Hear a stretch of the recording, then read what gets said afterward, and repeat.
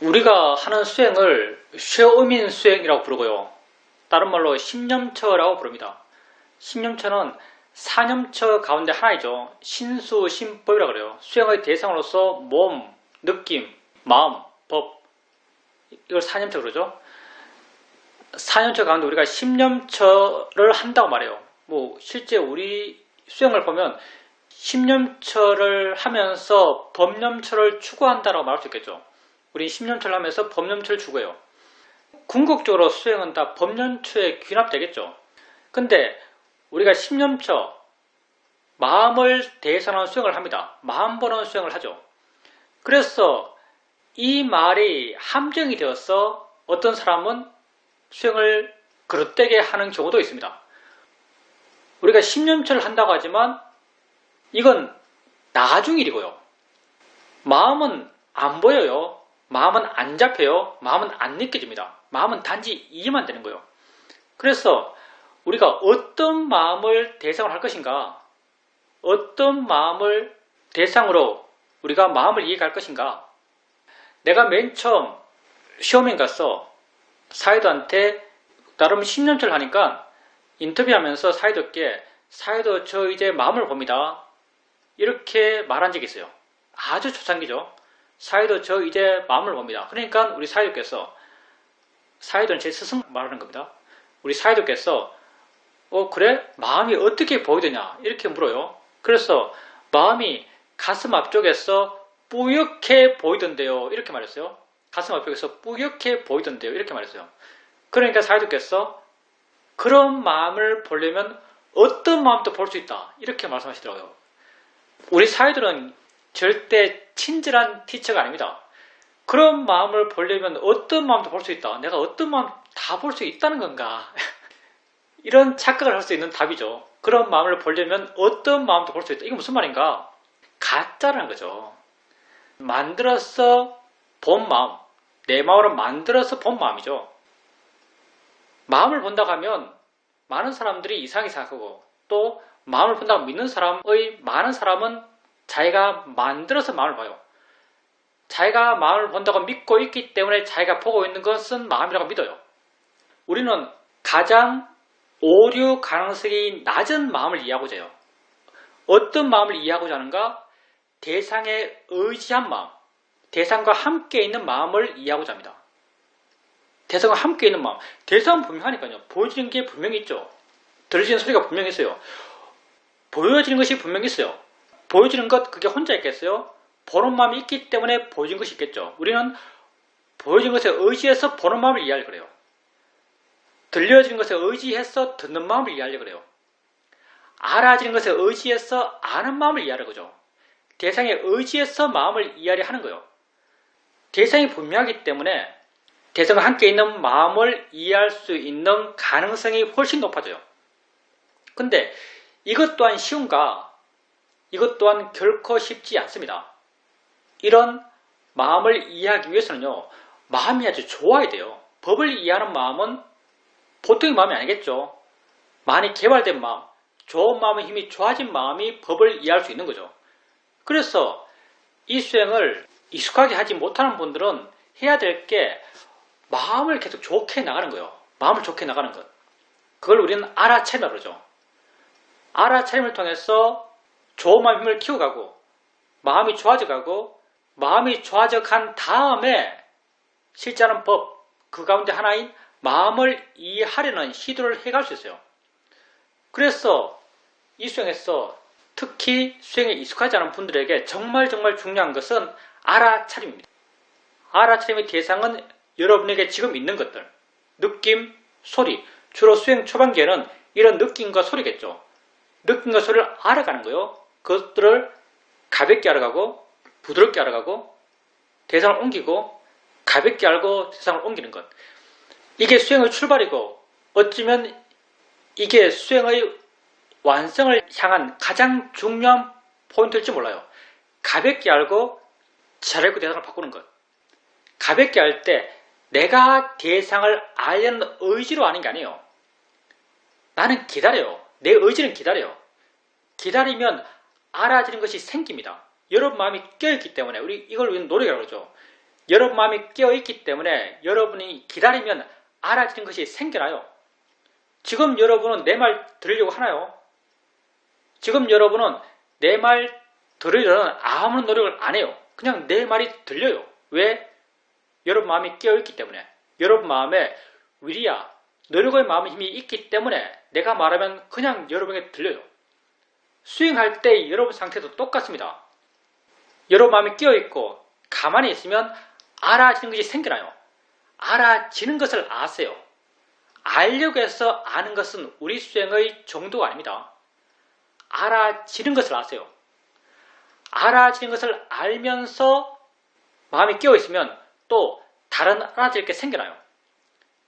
알아진 것을 알면서 다른 알아진 게 생겨나면 다른 알아진 것으로 마음을 옮기는 거예요. 이 두 가지는 서로 애매한 균형을 갖고 있습니다. 알아지는 것을 안다.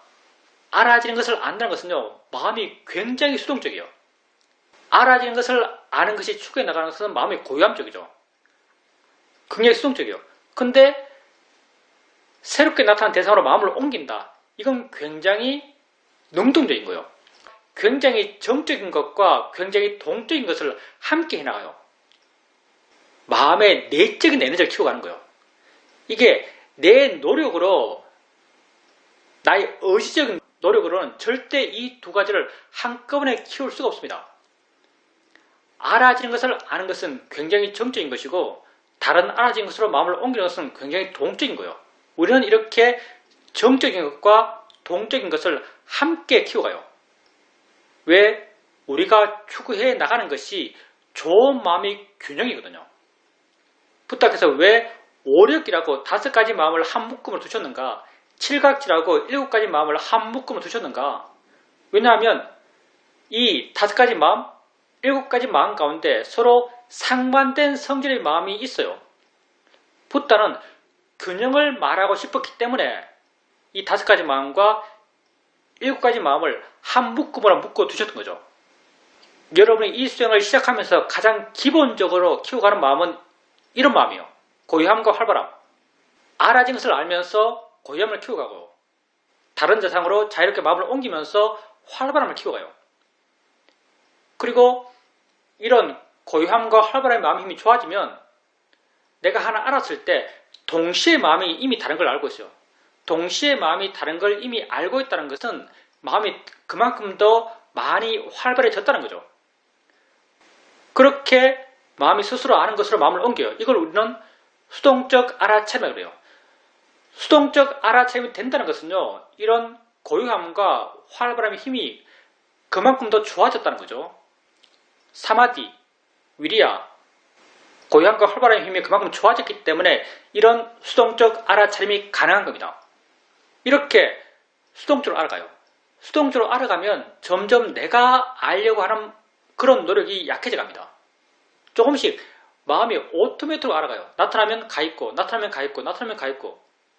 점점 더 알아지는 것을 안다는 이런 기본 틀이 더 굳건해지고, 더 나는 대상을 알려는 노력을 하지 않고, 대상을 알려는 노력을 하지 않는다는 것은 그만큼 더 내 마음이 고요하다는 거죠. 대상은 더 빨리, 더 쉽게 나타나요. 내 마음은 더 활발하다는 거죠. 이렇게 수동적 알아차림이 점점 능숙해지고, 점점 빨라져가고, 점점 자연스러워져가요. 내가 한 대상 한 대상을 옮겨가며 알아갈 땐 한 대상 알 때마다 덜컥, 또 다른 것 알 때도 덜컥, 덜컥, 덜컥 하면서 수행을 나가요. 근데 수동적 알아차림이 익숙해지고 능숙해지면 점점 알아차림의 이어짐이 부드러워지고 굴곡이 약해져요. 점점 자연스러워져요. 고요함과 활발함의 마음의 힘이 좋아졌기 때문이죠. 그리고 이렇게 마음의 힘이 좋아져 가다 보면 어느 순간 가만히 있어도 여러 가지가 알아져요. 가만히 있어도 여러 가지가 알아진다. 이게 상징이 뭐겠어요? 가만히 있다. 이게 무슨 말이겠어요? 내 마음이 고요하단 말이죠. 수많은 여러 가지에 대해서 내 마음이 전혀 반응하지 않아요. 가만히 있어요. 그런데 이렇게 가만히 있어도 내게 알아진 대상은 수없이 많아요. 수없이 많다는 것은 수없이 많은 마음이 있다는 거죠. 그만큼 마음으로 활발해져 있어요. 고요함도 맨 처음 대상을 가볍게 알려고 하면서 형성되었던 그런 고요함보다 훨씬 마음의 힘이 좋아진 거죠. 아무것도 안 해요. 아무 노력을 안 해요. 마음에 아무런 에너지를 투입하잖아요. 그런데도 수많은 것이 알아져요. 처음에는 그렇게 알려고 해도 하나만 알았어요. 알려고 해도 하나만 아는 그런 상태에서 알려 하지 않아도 수많은 것이 알아진 상태가 되었어요. 이게 무슨 말이겠어요? 마음의 활발함이 그만큼 힘이 좋아진 거죠. 이렇게 고요함과 활발함의 마음의 힘이 그렇게 좋아진 거예요.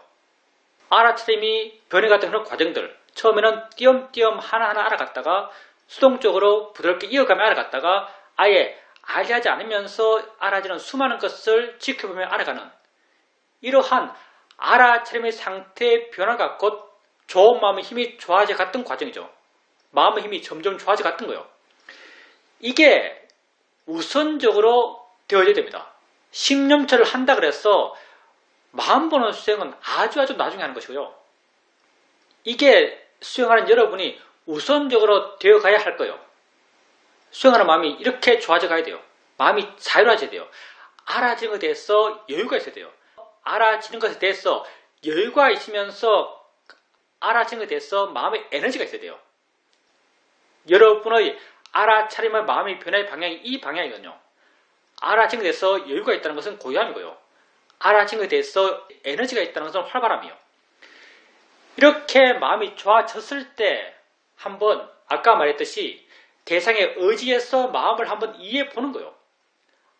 알아지는 것을 알면서 아는가라고 한번 물어봐요. 아는가라고 한번 물어봅니다.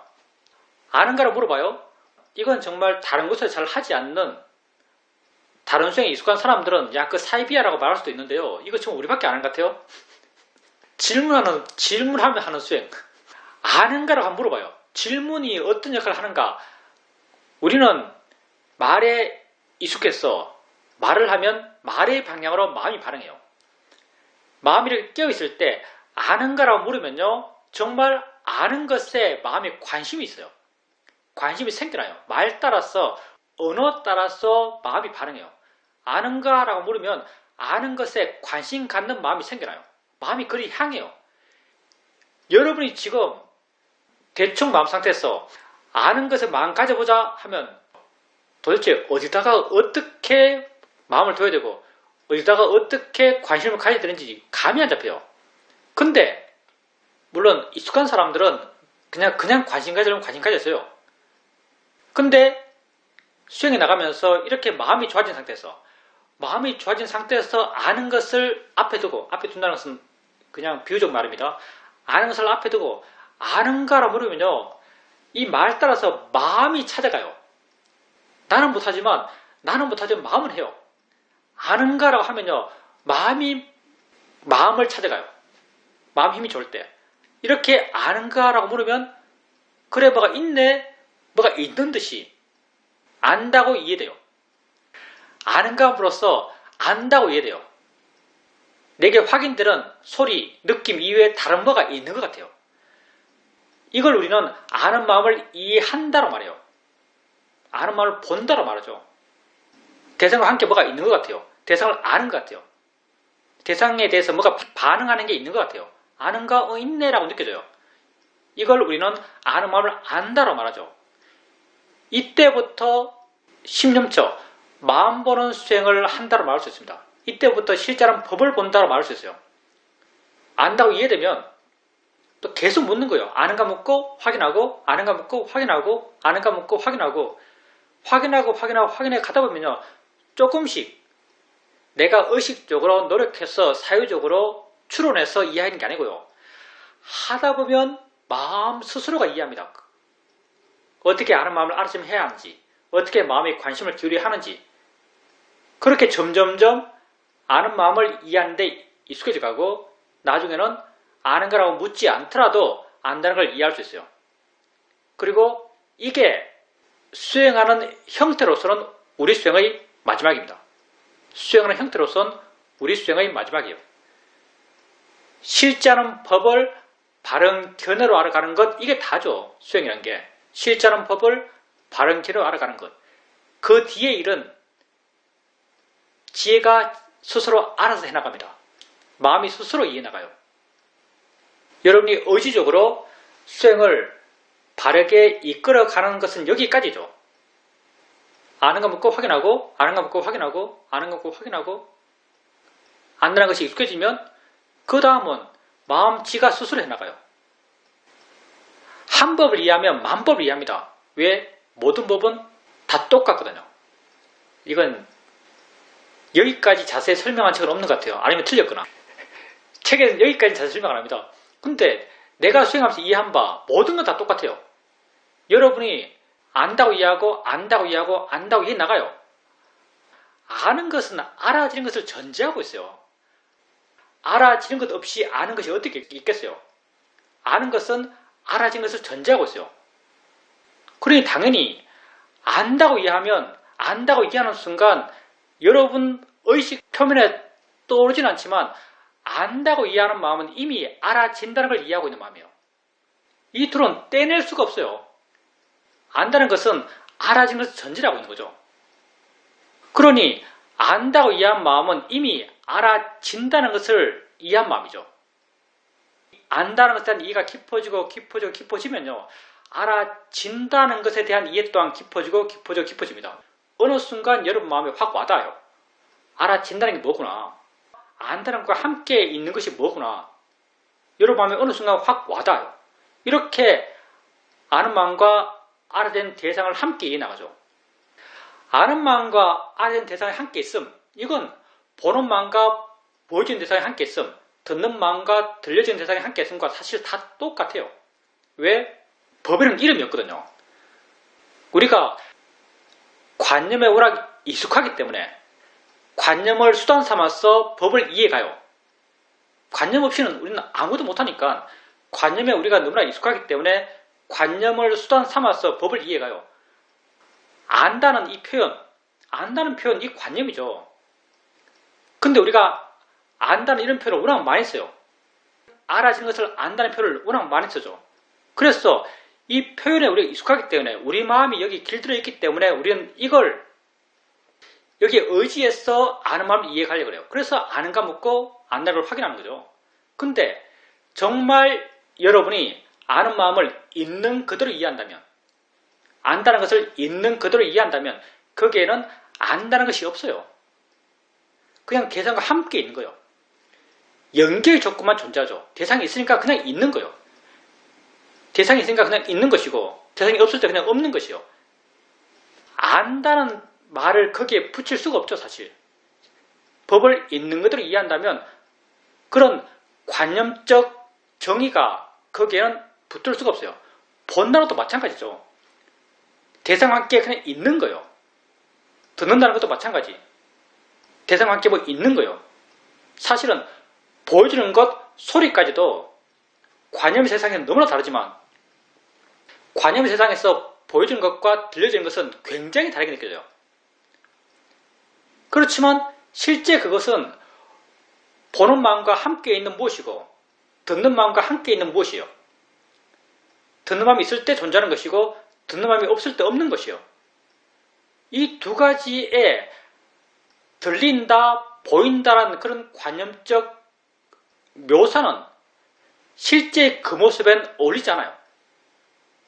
그러니 실제로 아는 마음과 알아지는 대상이 함께 있음과 보는 마음과 보여지는 대상이 함께 있음, 듣는 마음과 들려지는 대상이 함께 있음, 모든 알의 존재 형식, 모든 알의 대상과 마음이 함께 있음이죠. 모든 알의 존재 형태와 똑같아요. 모든 알의 존재 형태는 다 같은 거죠. 그러니까 우리가 이 아는 마음을 알아가는 수행 형태가 우리 수행의 마지막 형태라고 말하는 거죠. 이것 이해하면 다 이해하거든요. 아는 마음을 이해하면 당연히 알아낸 대상을 이해하고 아는 마음과 알아낸 대상을 이해하면 모든 알을 이해하는 거예요. 모든 알의 기본 형태, 우리가 연기라고 부르는 기본 형태가, 기본 성질이, 기본 조건이, 기본 그 있는 모습이 다 똑같기 때문에 그런 알의 있음으로 살아가는 게 우리 삶이고요. 나의 모습이죠. 여러분 자신을 어떻게 생각하세요? 내가 뭐 같아요? 이 몸을 갖고 있는, 이 마음을 갖고 있는 살아가는 존재인가요? 자기를 한번 봐보십시오. 그럼 뭐 나는 날 어떻게 보냐 라고 말을 같은 느낌이 드는데 나는 나를 어떻게 보는가? 연기적 알의 끊임없는 이어짐으로 내 존재를 이해해요. 연기의 알의 끊임없는 이어짐으로 나를 이해합니다. 고정되게 있다고 할 수 있는 건 있나요? 여러분 몸은 다 여러분에게 알아지는 것이에요. 경전을 보면 이 몸은 4대로 이루어지다 그래요. 이 몸은 4대로 이루어져 있다. 경전에 나온 말입니다. 이 몸은 4대로 이루어져 있다. 4대 많이 들어보죠. 지수화풍. 이 4대가 뭘까요? 지수화풍. 4대가 뭐죠? 흙의 요소, 물의 요소, 바람의 요소, 불의 요소. 이 4대요. 그럼 우리 몸에 불의 요소의 부분이 있고 흙의 요소의 부분이 있고 물의 요소의 부분이 있고 바람의 요소의 부분이 있어요. 이거 원자 분자처럼? 예, 전혀 그렇지 않습니다. 물론 붓다의 시각이요. 곧 불교의 시각이죠. 불교가 세상을 보는 방식이요. 불교는 세상을 알물 기준으로 세상을 봐요. 여러분이 여러분 몸을 볼 때 어떻게 봐요? 여러분 몸을 어떻게 알아요? 뭘로 여러분 몸을 알죠? 여러분은 느낌으로 여러분 몸을 알아요. 그러면 여러분이 느낌으로 여러분 몸을 알 때 그 느낌이 하나인가요? 사실은 이걸 하나라고 해도 상관이 없을 거예요. 근데 붓다는 이걸 4개로 나눠서 말했어요. 사실 어떻게 생각해보면 붓다는 느낌으로 내 몸을 알 때 이걸 4개로 나눠서 보셨어요. 그럼 이걸 봄에 만약 적용한다면 우리는 볼 때 보여지는 것을 그냥 보여지는 것, 색 하나로 말해요. 근데 이걸 나눌 수도 있겠죠. 노랗게 보여지는 것, 파랗게 보여지는 것, 빨갛게 보여지는 것, 검게 보여지는 것, 이걸 나누려면 나눌 수도 있었을 거예요. 근데 안 나눴죠. 그냥 색으로 퉁쳤어요. 근데 특이하게도 우리 몸, 느낌의 대상으로서 우리 몸을 볼 때는 우리 몸을 그냥 느껴지는 것, 이것 하나로 퉁치지 않았어요. 우리 몸을 볼 때 우리 몸이 느껴지는 형태에 따라서 이걸 4가지로 나눈 거예요. 딱딱하게 느껴지는 것, 이게 흙의 요소죠. 열감으로 느껴지는 것, 온도로서 느껴지는 것, 이게 불의 요소죠. 움직임으로서 느껴지는 것, 이게 바람의 요소죠. 뭉쳐진 걸로 느껴지는 것, 이게 물의 요소예요. 우리 몸이 느껴지는 형태에 따라서 이렇게 4가지로 나눠서 설명하신 거예요. 그러니 느껴지는 형태, 이게 지수화풍이죠. 그냥 거기 박혀서 존재하는 게 아니고요. 알아지는 형태로 해서 지수화풍을 말씀하신 거예요. 여러분 몸이란 것도 알아지는 것으로 존재하는 거예요. 알아지는 것이라면 또 이게 무슨 말이에요? 여러분 법에 대해서 나름 공부하셨고 나름 생각으로 많이 이해하셨어요. 알아지는 것이라는 게 무슨 말이죠? 알 때만 존재한단 말이에요. 알아지는 것은 아는 마음과 함께 있을 때만 존재해요. 지대, 딱딱하게 느껴지는 것, 딱딱하게 느껴지는 게 이게 항상 있나요? 아니죠. 딱딱한 걸 느낄 때, 느끼는 마음이 있을 때 딱딱하게 느끼는 성질이 있어요. 움직임의 성질, 움직임의 물질적 성질, 이것도 움직임을 알 때 움직이는 물질의 성질이 존재하는 거예요. 그럼 모를 때는 없어요. 이게 연계의 정의잖아요. 그럼 우리 몸이 계속 있어요. 상존해요. 이 몸을 갖고 살아가요. 이 몸을 갖고 인생을 살아요. 아니요. 안 빼고는 없어요. 이거 정말 여러분 이해하면 이해할수록 재밌어요. 자기 자신이. 알 때 있는 거예요. 느낄 때 느껴지는 게 있는 거예요. 그렇다면 우리 몸도 영원하지 않죠. 우리 몸도 이어지는 게 아니에요. 우리 몸도 상존하지 않아요. 물질이라는 게 상존하지 않아요. 알 때 물질이 있는 거예요. 그러니 내가 뭐죠? 우리는 정말 신기한 겁니다. 나에 대해서 일반적인 시각을 갖고 우리를 볼 필요 없습니다. 모든 나에 대한 정답은 내가 갖고 있는 겁니다. 여러분 자신이 교과서죠. 내가 어떻게 살아요? 당연히 내게 보이고 내게 들리고 내게 느껴지는 세상 속에 살아요. 이게 정말 진실 아닌가요? 대한민국에 사는 게 아니에요. 누구도 부인할 수 없는 진실 같은데요.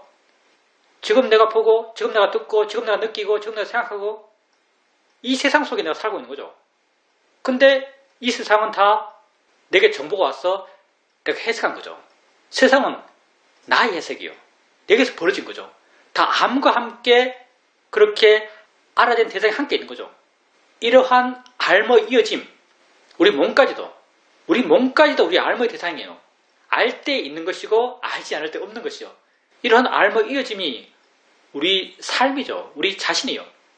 나 자신이죠. 우리는 너무너무 신기한 존재입니다. 자기를 알면 알수록 정말 자기는 신기해요. 나는 신기해요. 왜? 안 신기할 수 없죠. 내가 세상인데요. 내가 세상인데 어떻게 이게 안 신기하겠어요? 자기에게 한번 관심을 가져보십시오. 진짜 자기를 이해하기 위해서는 수행하는 마음이 좋아야 됩니다. 아르침을 통해서 마음을 좋게 나오고 좋아진 마음 속에서 실제 하는 것이 뭔지 한번 이해해 보십시오. 대상에 의지해서 그 대상과 함께 있는 마음을 한번 이해해 보세요. 그렇게 실제 하는 한 법을 이해하면 다른 모든 법에 대한 이해는 저절로 생깁니다. 왜? 법의 있는 그 모습은 다 같기 때문에. 너무 재밌는 거니까요. 너무 재밌는 거니까 심심할 틈이 없습니다.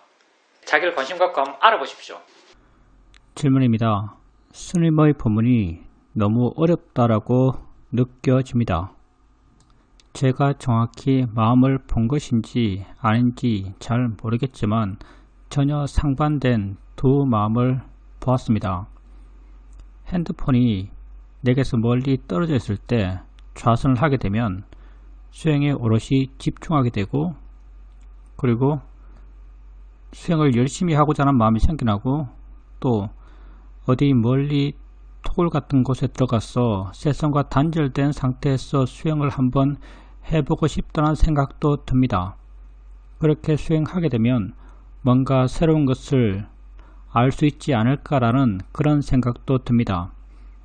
그런데 핸드폰을 손에 들고 있으면 쉽게 수행을 잊어버리게 되고, 그 안에 있는 내가 관심 있는 내용들을 자꾸 찾아보게 되고, 거기에 머무는 시간이 많아집니다.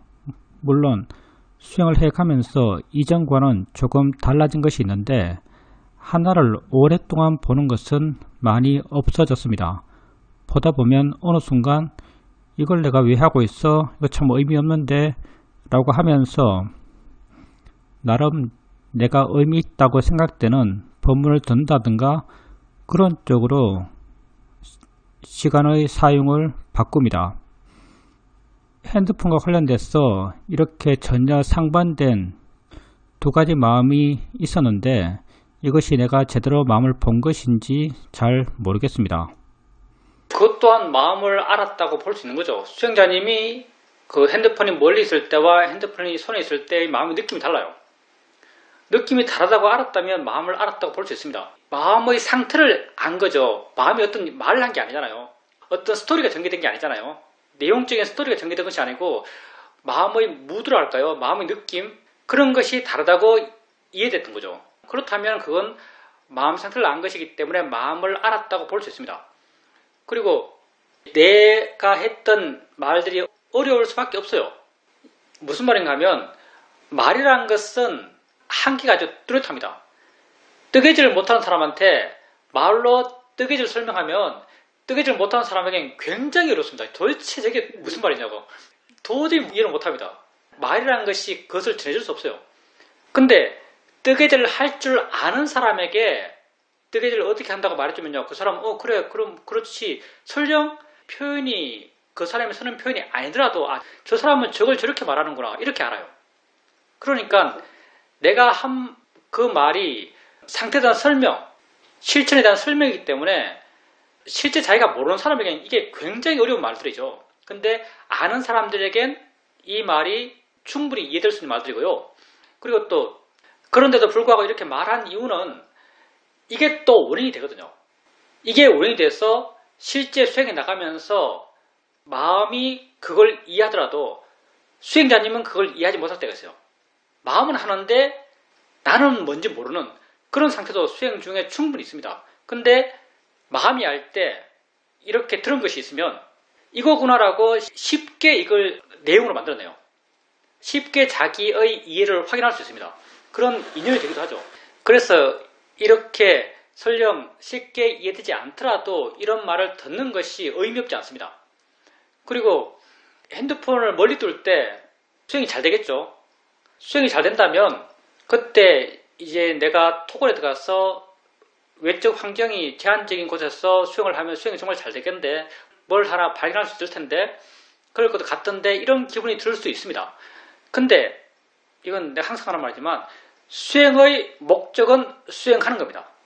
수영자님이 정말 이 수영에서 바랄 것은 능숙한 수영의 실천이에요. 수영의 실천을 더 능숙하게 하면 능숙하게 할수록 수영을 잘하는 겁니다. 뭔가 새로운 걸 발견해야 수영을 잘하는 게 아니에요. 이건 수영에서 정말 중요합니다. 새로운 걸 발견하고 새로운 걸 이해하고 새로운 통찰이 생겨야 수영을 잘하는 게 아니에요.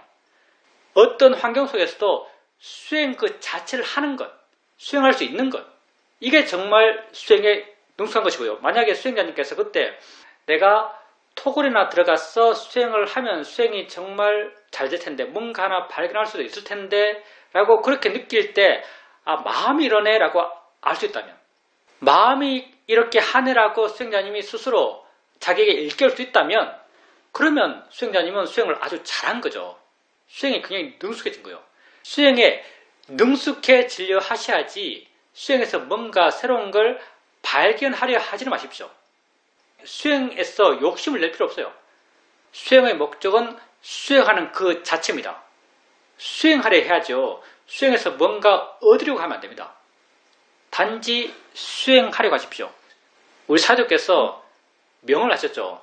수영 잘하는 사람은, 정말 수영을 잘하는 사람은 수영을 끊임없이 하는 사람이다. 뭐 통찰이 나고 지혜가 깊어지고 번뇌가 없고 이런 게 아니에요. 수영을 정말 잘하는 사람은 수영을 끊임없이 하는 사람이에요. 질문입니다. 제가 왜 그런 생각을 하게 되었냐면, 수영을 한다고 앉아있으면 주로 내 수영을 방해하는 것이 주변에 있었던 이야기들, 사건들, 그런 것들이 계속 번뇌로서 내 마음에 떠오르면서 수행에 방해된다고 느낍니다. 이런 것들이 떠오르지 않으면 정말 수행을 진지하고 깊게 할 수 있을 것 같습니다. 그래서 이런 것으로부터 단절된 환경 속에서 살 수 있으면 수행을 더 훨씬 진지하게 할 수 있지 않을까라는 생각을 하게 됩니다. 그런 생각 충분히 할 수 있습니다. 근데 내가 수행자분들과 사실 많은 이야기를 해보죠. 수행자분들이 바쁜 삶 속에서 짬짬이 수행하고, 그렇게 짬짬이 수행할 때 항상 드는 생각이, 내가 정말 시간적 여유가 많으면 수행 정말 열심히 할 수 있을 텐데, 정말 내 수행 상태가 획기적으로 변할 수 있을 텐데, 이런 말을 많이 합니다. 근데 가끔은 정말 그에게 그런 기회가 주어져요. 식구들 다 가버리고 집에 혼자 있고 며칠 동안 혼자 있을 수 있는 기회가 생겼어요. 이렇게 혼자 있을 수 있는 기회가 생겼을 때 수행하는 사람이 있는가? 거의 없다고 봐도 좋습니다. 더 나빠져요. 그때 자기가 알죠. 내가 그렇게 짬짬이 시간 날 때 수행했을 때 자기가 얼마나 수행을 열심히 했고 그때 수행하는 마음이 얼마나 좋았던지를 알아요. 결코 수행자님에게 아주 이상적으로 생각하는 수행 환경이 주어진다 하더라도 수행을 하기 쉬운 것보다 더 큰 비중으로 욕심이 발되기 쉬운 상황이에요. 기독교에서, 기독교 잘 모르지만 우리 사회자가 한 말이에요. 수양삼에 들었대요. 기독교에서 하나님이 사람에게 줄 수 있는 가장 큰 벌이 뭔지 아세요? 그 사람이 원하는 모든 걸 해주는 것. 아이러니하죠. 그 사람이 원하는 모든 것을 해주면 그 사람은 한없이 괴로워져요. 왜? 그 사람이 원하는 모든 것은요, 사실은 번뇌가 일하기 가장 좋은 환경이거든요. 번뇌가 일하기 가장 좋은 환경이에요. 지금 환경에서 어떻게 수행할지를 고민하는 것이 최선이고요. 그리고 또 여기 어떤 분이 당연한 질문을 또 했습니다. 그러면 호드마을에 갈 필요도 없겠네요 라고 말합니다. 예, 호드마을에 갈 필요가 있습니다. 절대적인 참, 항상 참인 명제가 있고요. 방편적인, 수단적인 참이 있어요. 내가 수행자 중에 말한 것은요, 항상 참인 것이고요. 항상 참인 게 어떤 조건이냐면 어디 가나 똑같다는 것. 어디 가나 세상이 내 안에 있잖아요. 다 보이고 들리고 느끼고 생각되고 맛보고 냄새 맡는 거예요. 이런 암들이 다 내 안에서 나고 있어요. 그러니 사실은 어디 가도 보이는 것이고 어디 가도 들리는 것이고 어디 가도 수행할 수 있어요. 그래서 가장 기본적인 수행적 태도는 지금 있는 이 현실에서 보여진 것에 대해서 바르게 보려 하고, 들려진 것에 대해서 바르게 들으려 하고, 바르게 알려 그러고, 바른견을 일으키고, 이게 기본적으로 취해야 할 태도죠. 근데 또 한편 방편적으로 생각하면 우리가 한계가 있죠. 내가 아무리 세상은 내 안에 있어, 나의 해석이야, 저 다 관념들이야, 내가 좋아할 것도 싫어할 것도 아니야, 이렇게 아무리 머리로 이해하더라도 우리 마음은 그걸 이해 못해요. 그래서 여전히 좋아하고 싫어하고 반응하고 배척하는 거죠. 그래서 현실에 기반해서 우리는 좀 더 도움되는 수행 환경을 찾을 필요가 있습니다. 그래서 호두마을 갈 기회가 있으면 가세요. 사실은 톡을 갈 기회 있으면 가세요. 가보세요. 내가 수행하러 미얀마 산속에 갔다 고생한 이야기는 다음에 해드리겠습니다. 어떻게 하면 수행 좀 잘할 걸 고민했습니다. 근데 내가 미얀마 산속에 가서 수행하러 가봤는데 결국 거기 가서 한 것은 고생밖에 없고요. 내가 발견한 것은 내가 원래 수행했던 양곤의 안락한 수행산타가 수행하기 제일 좋은 곳이구나. 이것이 나의 깨달음이었습니다. 질문입니다. 한나절 정도 손주들과 시간을 보내고 운동을 하러 가서 2~3시간 운동을 하고 왔습니다. 그런데 운동을 나 혼자 하고 있을 때는 수행을 아주 잘 했고 이어지게 알아차림을 할 수 있었습니다. 그런데 손주들과 함께 있을 때는 수행이 썩 잘 된다고 느껴지지 않았습니다. 물론 수행을 안 하는 것은 아니고 수행이 나를 떠나는 것은 아니었지만 뭔가 수행의 밀도가 약해졌다라고 느껴지는 그런 시간이었습니다. 당연하게 주변에 내가 가치 부여한 대상이 없을 때 수행하기가 훨씬 좋아요. 그러니 수행자님이 혼자 있을 때 수행의 밀도라고 하면 밀도겠죠. 수행자님이 혼자 있을 때 혼자 운동하면서 수행할 때는 수행의 밀도가 굉장히 강하게 느껴져요. 근데 사실은 수행의 밀도가 강하게 느껴진다는 그것도 좋은 측면이 있고 안 좋은 측면이 있습니다.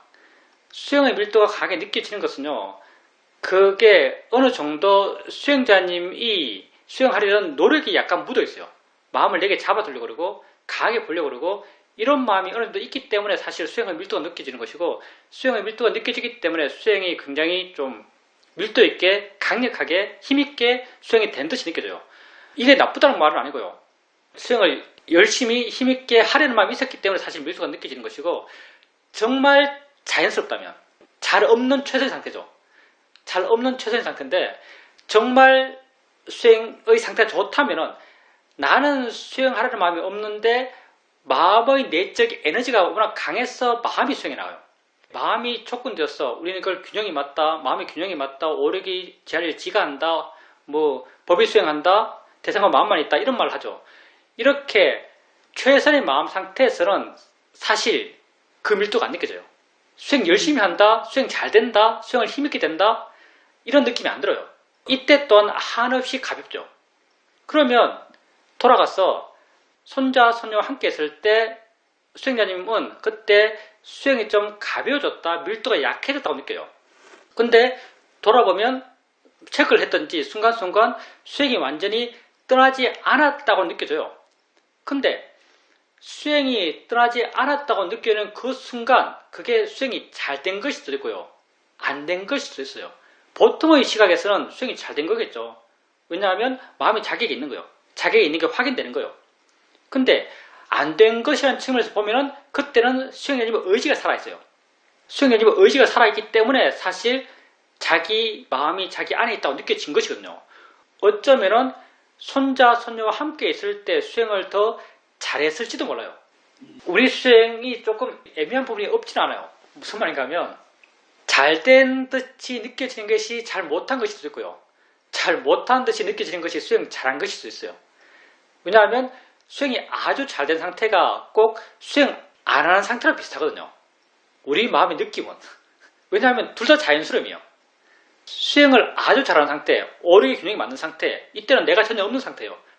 모든 게 평이에요. 전혀 내가 없는 상태가 되면 모든 것이 평해져 버려요.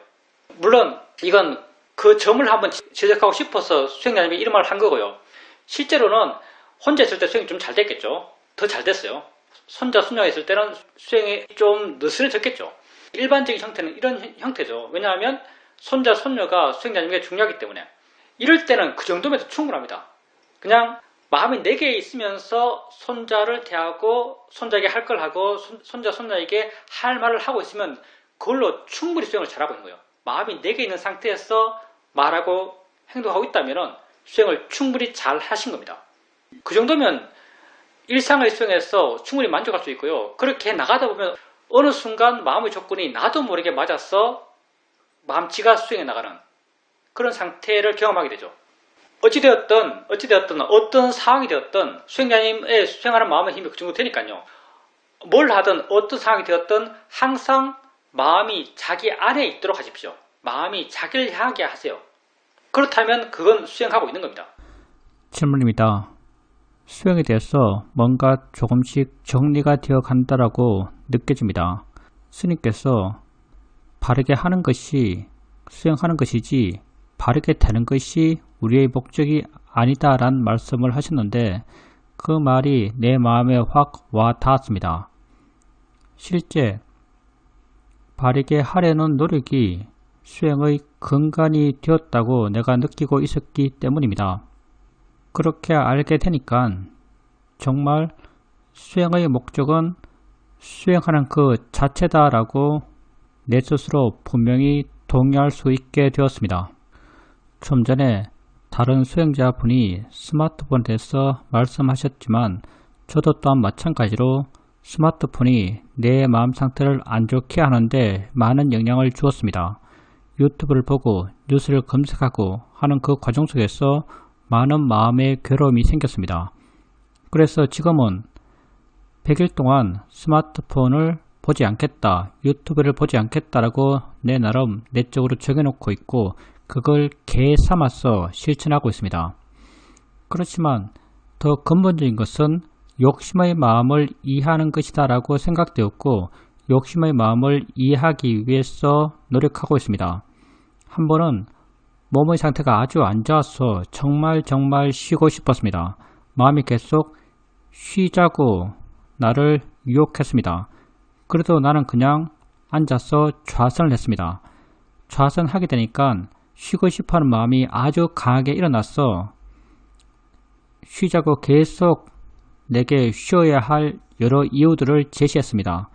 나는 그러한 마음을 계속 지켜보면서 그것을 욕심으로 알았고 욕심의 마음이 시키는 것을 하지 않으려고 하는 그런 마음 또한 있음을 알게 되었습니다. 그렇게 계속 좌선할 수 있었고 좌선 상태가 상당히 좋았고 수행을 잘 할 수 있었습니다. 이렇게 어떤 내 마음을 좋게 하지 않는 그런 문제에 있어서 나는 2가지 방법으로 지금 대처하려 합니다. 하나는 개로서 나의 행위를 통제하고 하나는 지혜로서 이해를 통해서 내 마음을 좋게 하는 것과 내 마음을 안 좋게 하는 것을 분명히 구분하면서 내 마음을 좋게 하는 지혜의 말을 따라서 결정하고 행동하려고 합니다. 우리가 수행을 하는 방법을 개정해로 말하죠. 개정해로 말해요. 개는 행위를 통제하는 것이고 바깥 외벽을 차단하는 거죠.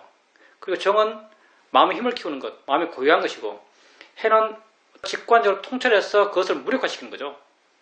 수행자님께서 개로서 핸드폰 관련돼서 어떤 행위의 범위를 정한 것을 따름을 통해서 개를 지키는 것이고 개란 게 뭐 종목, 개목이라고 있기도 하겠지만 큰 테두리에서 개란 것은 내 마음을 좋게 하는 것을 하고 내 마음을 좋게 하지 않는 것을 하지 않는 것, 이게 개죠. 그래서 수행자님이 나름 정하신 그런 개의 테두리를 지키려 하시니까 어느 정도 마음이 보호됐을 거고 그리고 쉬려가는 마음이 생겼을 때 로봇 맞아요. 쉬려가는 마음이 생겼을 때 수행자님이 그건 강한 노력이죠. 강한 노력으로 좌선하셨어요. 쉬려고 하는 마음이 생겼을 때 이 마음을 안 따르는 것이 사실은 굉장히 어렵습니다. 옆에 수노가 나를 보면서 저 사람이 자나 수행하나 보고 있으면 수행 잘해요. 이런 건 쉬워요. 근데 아마도 수행자님 옆에 보고 있으면 없었을 겁니다. 자기 혼자 있죠. 자기 혼자 있을 때 욕심이 쉬자고 막 그러고 있어요. 욕심이 쉬자고 그러면요, 쉬어도 좋은 수많은 원인들, 수많은 변명들이 욕심이 펴놓고 있어요. 어제 고생했어. 오늘 아침 좌선을 2시간 했어. 감기약 먹었어. 변명이 수도 없어요. 내가 가장 설득되기 쉬운 내용들을 갖고 와서 날 설득해요. 이 욕심이 하는 일이에요. 혼자 있을 때 욕심이 이렇게 막 설득하고 있는 거예요. 욕심이 계속 나를 푸셔요. 거의 거대한 강물이 날 떠밀듯이 강물 그 자체는 그렇게 경량 안 같아요. 큰 강물은 크게 경량을 이루면서 밀지 않죠. 근데 큰 강물이 서서히 나를 밀어서 밀고 가듯이 욕심이 서서히 나를 밀고 있어요. 그때 욕심이 수많은 쉬어야 될 조건들을 수행자님에게 보여주면서 수행자님으로 하여금 쉬자고 그렇게 유혹했을 겁니다. 근데 그걸 뿌리치고 좌선하셨죠. 좌선을 통해서 정이 이루어진 거예요. 앉으면 고요지죠. 앉아서 마음이 안정을 조건으로 마음이 좀 고요지기 때문에 마음에 힘이 생겨나요. 힘이 생겼기 때문에 그렇게 쉬고자 하는 마음, 그리고 내 가장 약점이 되는 쉬어야 될 원인, 그것을 갖고 와서 내게 속삭이는 마음의 성질, 이런 것들을 훨씬 더 있는 그대로 볼 수 있어요. 앉으면 훨씬 마음이 힘이 생기기 때문에 그 마음들을 마음으로 이해할 수 있는 그런 조건들이 나가죠. 그렇게 욕심을 보는 거죠. 정말 그렇게 욕심의 마음을 아는 겁니다. 욕심을 내가 욕심내고 내가 하고 싶고 내가 해야 되는 것이 아닌 마음이 원하고 마음이 하고자 하고 그렇게 마음이 한다라고 이해할 수 있어요. 그리고 욕심은 정말 우리 삶에서 결정적인 것입니다. 우리가 사는 세상이 욕계예요. 왜냐하면 욕심의 에너지가 세상을 좌우하기 때문에 이걸 욕계라고 불러요. 여러분의 지금 삶의 조건은 다 욕심이 만들어낸 거예요. 욕심이 여러분 마음을 거의 한순간도 떠날 데가 없었어요. 아주 지혜 충만할 때 잠깐 빼고는 여러분 마음에 욕심이 떠날 데가 없어요. 우리가 바닥에 손을 한번 짚을 때도 어디 짚을지 어떻게 짚을지 누가 결정하는가? 욕심이 결정해요. 신발 신을 때 어떤 자세에서 어느 방향에서 손가락을 어떻게 해서 신발을 신을지 누가 결정해요? 욕심이 결정해요. 욕심이 그 순간순간 선택에 개입해요. 그런 순간순간의 선택의 결과가 모여서 된 게 우리 삶의 지금 모습이죠. 욕심이 여러분 삶을 만들어낸 거예요. 여러분의 현재의 조건들을 만들어낸 거죠. 근데 만약에 욕심을 이렇게 반하고 욕심을 이해 나가고 욕심의 마음이 하자 해도 안 할 수 있는 그런 지혜가 있고 욕심의 마음을 안 따를 수 있는 마음의 힘이 있다면 삶이 아주 근본적으로 바뀌게 되죠. 우리 사이도께서는 붓다가 왜 붓다가 되었는가? 그분께서 욕심을 보았기 때문에 붓다가 되었다 이렇게 말했어요. 우리 존재의 근본을 바꿀 수 있는 것, 그게 욕심이죠 사실요. 우리가 욕심보다 더 깊이 있는 것이 어리석음이라 불러요. 근데 어리석음은 따로 드러내서 보는 게 아니에요. 사실은 어리석음은 화에 묻어 있고요. 화와 짝이고요. 욕심과 짝이에요. 화를 이해하고 욕심을 이해하면서 짝이 되는 어리석음도 함께 이해되는 거예요. 화는 그 성질이 너무나 분명하고 너무나 나와 반대의 방향, 나의 행복과 반대의 방향에 작용을 하는 것이 뚜렷하기 때문에 쉽게 볼 수 있고 쉽게 내 아닌 것으로 떼어놓을 수 있고 화와 함께 있는 어리석음도 상대적으로 쉬워요. 근데 욕심은 나와 순행하는 것 같아요. 나와 함께 하는 것 같아요. 사실 이것도 나와 역행하는 건데 우리는 욕심은 어쩐지 나와 함께 가는 것 같아요. 나의 행복을 위하는 존재 같아요. 따르면 좋아질 것 같아요. 화는 따르면 안 좋아질지 알지만 어쩔 수 없이 마음의 에너지가 힘이 약해서 따라가는 거지만 욕심은 따르면 좋을 것 같아 따라가요. 그러니까 정말 나와 떼놓기 힘든 대상이고 마음으로 이해하기 힘든 대상이에요. 근데 수행자님께서 그렇게 핸드폰이라는 아주 강한 집착 대상이 있어서 그 대상을 향해서 욕심 마음이 강하기 때문에 또 그걸 대상으로 그게 그렇게 있었기 때문에 욕심의 마음을 볼 수 있는 기회가 되는 거죠. 잘 쓰면 다 약이 됩니다. 욕심을 보는 것이 결코 쉽지 않고요. 그게 아주 크나큰 계기가 될 수 있어요. 정말 관심 갖고 욕심의 마음을 한번 봐보세요. 욕심을 마음으로 이해해보세요. 마음이다라고 알아보세요. 수행자님이 원하는 게 아니에요. 마음이 원하는 거예요. 마음이 원하는 거라고 정말 이해한다면 마음이 원하는 걸 안 하게 돼요. 안 할 마음이 생깁니다. 그리고 수행이라는 것은 단지 수행하는 것이라는 이해가 생겼죠. 물론 그게 수행자님 마음이 좋아서 그래요. 우리가 수행을 해나가면서 가장 먼저 이해해야 될 지혜는요. 어떻게 수행하는가에 대한 지혜요. 이런 지혜는 법에 대한 지혜, 통찰의 지혜 이런 것과 따로 괴리되어 가는 게 아니에요. 수행자님께서 법에 대해서, 있음에 대해서, 연결에 대해서 좀 더 깊이 이해했기 때문에 그런 이해를 위한 실천에 대해서도 좀 더 깊이 이해한 거죠. 수행이라는 것은 단지 수행하는 것이구나, 바르게 보려고 하는 것, 이게 우리 수행의 목적이구나, 이게 수행의 마음에 순간 확 와 닿았다면 그건 지혜나 법이나 이런 것에 대한 이해가 바탕이 되었기 때문에 수행하는 것에 대한 이해 또한 따라서 일어난 것이죠. 따로 떨어진 건 없어요. 다 서로서로 연관되어 있죠. 법에 대한 이해와 수행하는 것에 대한 이해는 함께 가는 겁니다. 이 둘이 서로 떨어져 있지가 않아요. 그래서 수행자님의 이해가 좀 더 깊어졌기 때문에 수행하는 것에 대한 이해 또한 좀 더 깊어질 수 있었을 겁니다. 그리고 수행하는 것에 대한 이해가 좀 더 깊어졌다면 수행하는 것이 더 단순해져요. 항상 그래요. 이해가 깊어지면 단순해지고 쉬워지고 가벼워져요. 질문입니다. 저는 많은 시간을 공부하는데 학습하는데 쓰고 있습니다.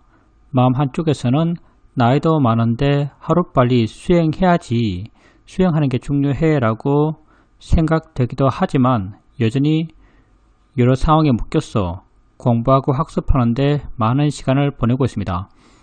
그래서 이러한 학습과 수행을 함께 같이 해나갈 수는 없을까라는 생각을 하게 됩니다. 이런 방법이 있을까요?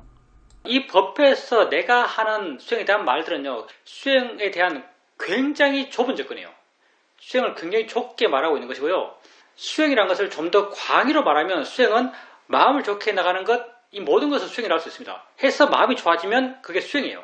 책을 읽든 공부를 하든 그걸 통해서 마음이 좋아지면 그걸 수행이라고 말할 수 있습니다. 근데 수행자님께서 지금 공부하고 있는 것, 학습하고 있는 것이 그걸 통해서 수행자님 마음이 좋아지는가를 우선 보셔야 될 것 같고요. 마음이 좋아진다면 해도 상관없는 것 같아요. 근데 그게 단지 단순한 지식의 습득이라고 한다면 수행자님에게는 어떤 의미가 있는지 모르겠지만 내 입장에서는 그게 필요할까라는 생각을 잠깐 하게 되고요. 그리고 수행자님 말씀처럼 그걸 수행과 병행할 수 없는가라고 말씀하셨는데 아주 능숙해지면 할 수 있습니다. 그걸 수행과 병행하기 위해서는 조건이 두 가지가 필요해요. 하나는 수행이 아주 능숙해졌을 때, 수행이 아주 능숙해진다는 것은 내가 알려 하지 않아도 모든 것이 알아지는, 알려 할 필요가 없는 상태, 알려 할 필요가 없는 상태에서 수행을 할 수 있다면 그렇게 공부하며 수행할 수 있어요. 이게 하나의 조건이고요. 수행에 능숙해지는 것, 이게 하나의 조건이고요. 또 하나는 공부하는 것에 대해서 뭔가 바람이 없어야 돼요. 이것 공부해서 남을 가르쳐야지, 이거 공부해서 내일 시험 쳐야지, 이거 공부해서 또 뭐 할 게 있어요. 책 써야지, 리포트 내야지, 이런 공부하는 것에 대해서 공부 이외에 바람이나 기대가 있다면요, 이건 그 공부하면서 수행하는 것에 굉장히 큰 장애가 됩니다. 수행 못해요. 그러니 이 두 조건이 된다면 수행할 수 있습니다. 공부하는 것에 대해서 어떠한 기대도 가지 않은 상태에서 수행하는 것에 대해서 아주 능숙하다면 그런 공부와 수행을 함께 해 나갈 수 있습니다. 수행이라는 것은 우리 마음을 좋게 해 나가는 거예요. 마음이 모든 것이죠. 왜냐하면 보는 대로 보이니까요. 세상은 여러분의 해석이죠. 다 여러분 감각에 들어와서 해석되는 거예요. 좋은 마음은 좋게 해석하고요. 안 좋은 마음은 안 좋게 해석합니다. 여러분 마음을 좋게 해 나가는 것, 여러분 마음을 어떻게 좋게 해 나가겠어요? 여러분 마음이 뭐겠어요? 여러분 마음이라는 것은 대상에 의지해서 일어나는 겁니다. 마음은 따로 있는 마음이 아니에요. 세상에 이런 마음은 없어요. 대상에 의지해서 마음이 일어나는 거예요. 그러면 마음을 어떻게 좋게 하겠어요? 대상에 대해서 마음이 좋아지는 거예요. 여러분이 수행을 하면서 마음을 좋게 나간다고 하지만 이 마음을 좋게 나가는 것은요, 대상을 향한 마음을 좋게 하는 거예요. 마음은 이 마음밖에 없고요. 마음을 좋게 하는 것도 이렇게밖에 좋게 할 수 없어요. 대상을 향한 마음을 좋게 하는 거예요. 여러분이 어떻게 대상을 향한 마음을 좋게 하는가? 소리할 때 소리를 뿌리지라는 마음이 부드러워져요. 소리를 향한 마음을 좋게 하는 거예요. 느낌할 때 느낌일 뿐이지 대상이지라고 해요. 그러면 그 느낌에 대해서 마음이 자유로워져요. 느낌에 대해서 마음이 좋아지는 거예요. 이렇게 조금씩 마음을 좋게 나가는 거예요. 처음에는 대상을 갖고 대상의 의지에서 마음을 좋게 나가지만 결국 모든 것은 알아지는 것이요. 모든 것은 알아지는 것이고 모든 알아지는 것에 대해서 좋아진 마음이 돼요. 나중에는. 처음에는 한 대상에 대해서 좋은 마음으로 바뀌고 또 한 대상에서 좋은 마음으로 바뀌고 한 대상 좋은 마음, 한 대상 좋은 마음, 한 대상 좋은 마음 하지만 결국 있는 모든 것은 다 알아지는 것이요. 모든 알아지는 것에 대해서 모든 좋은 마음이 있는 거죠. 좋은 마음이 마음의 기본적인 마음의 상태가 돼요. 조금씩. 이렇게 마음이 좋아져가는 거죠. 행복 또한 행복한 마음이 있을 때 행복한 것이고요. 기쁨 또한 기쁜 마음이 있을 때 기쁜 것이고요. 보람 또한 보람 느끼는 마음이 있을 때 보람 느껴요. 다 마음이 좋을 때 생기는 마음들이죠. 세상이 좋다는 것은 그 기본 전제가 마음의 좋음을 전제로 하고 있어요. 그러니 마음을 좋게 나가야죠. 누가 마음을 좋게 할 수 있는가? 오직 나 자신만이 나의 마음을 좋게 할 수 있습니다. 여러분 마음을 좋게 나가십시오.